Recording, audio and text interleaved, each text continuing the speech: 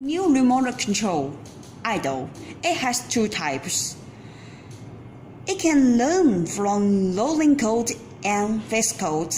This time I will take a superlift rolling code remote control for example. First step, you need to press second button and third button at the same time, about 3 seconds. When the LED goes on again, that means you have entered into the learning mode. And press any button you want to copy, for example, fourth button. And press the original remote control.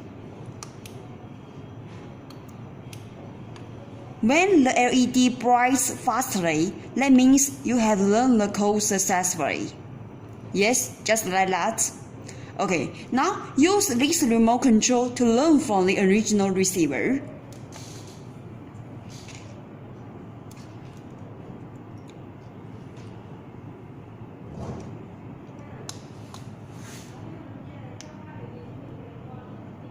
See?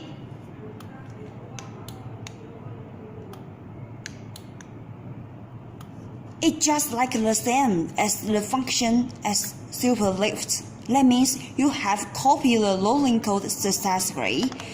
If you use this one, just do the same operation as above. It's okay.